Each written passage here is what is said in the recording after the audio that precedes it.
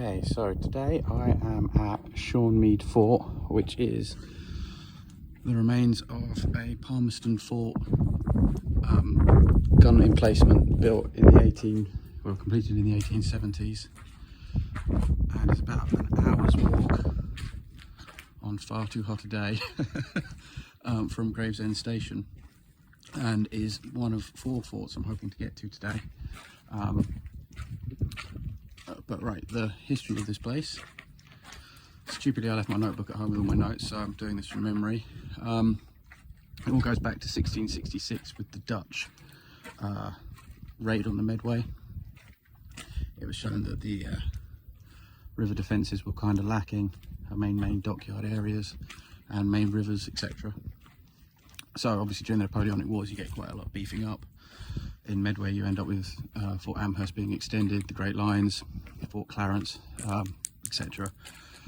But in the 1850s, 1860s, when war was starting to look likely with France again, the government looked at expanding defences,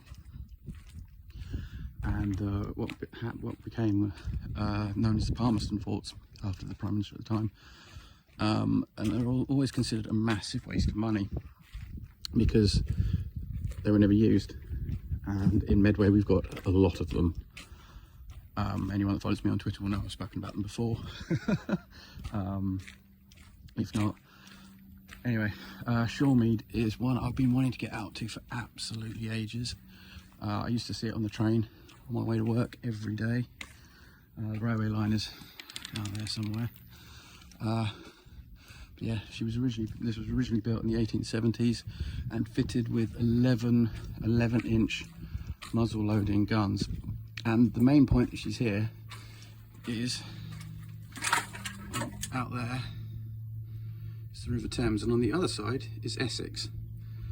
So any ships from France and then later Germany that were to enter the River Thames to attack either the dockyards at Deptford or even sail on to London, attack English shipping, etc., the main merchant hub, they would get a full aid from here. Of course there's other forts which I'm hoping on the peninsula that I'm hoping to go and have a look at today, but it's 31 degrees and it's about 15 hours walk in total for the day.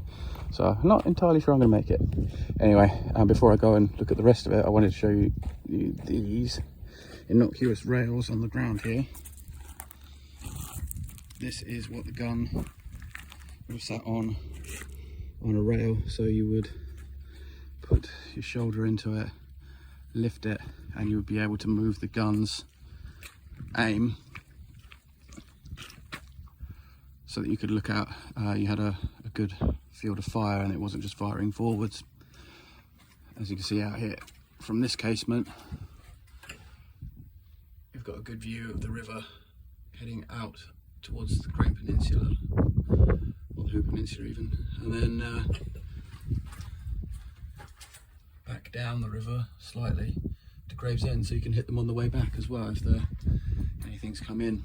But I mean, you can see that it's not that big a distance from one side of the river to the other, and on the other side of the river there were defences as well. I haven't looked into the Essex defences yet, mainly because I'm from Kent. And I spend a lot of time looking at our stuff more than theirs. Really should look at it though, and will at some point. There was one minor problem. I don't know if you can see it from this casement.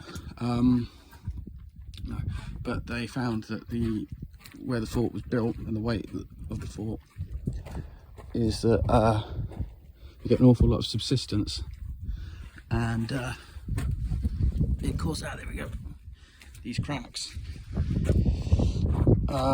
which have got worse over the years, and they're leading to they meant that the guns couldn't be fired because it was damaging the fort every time they fired the guns. First World War, they rearmed the fort with 6-inch guns, I believe, off the top of my head, quick firing ones for any German destroyers or torpedo boats that tried to enter the estuary, or any mining craft. They then rearmed it again in the Second World War. They built a hard down by the river to help with D-Day landings, etc. But I couldn't find any more detail on that. In here are some of the tunnels that I can't get into there because they put a big block into it. That's probably a good thing. We have some more of the outbuildings here, remains of the outbuildings here. Another gun rail, marina casement. There's a lot of underground. There's an underground tunnel system which leads to where the magazines were stored to keep the ammunition. But again, it's all bricked up. There is a room where you can get down into them. If I manage it, I'll film it, but I don't think I will.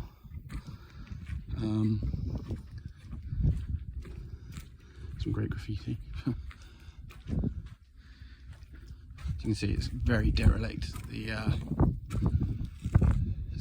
It's quite away from anywhere, so you get a lot of teenagers coming up here to hang out. Not that I'm blaming them, but all right. And then over this way, would be in the administration blocks, barracks, etc.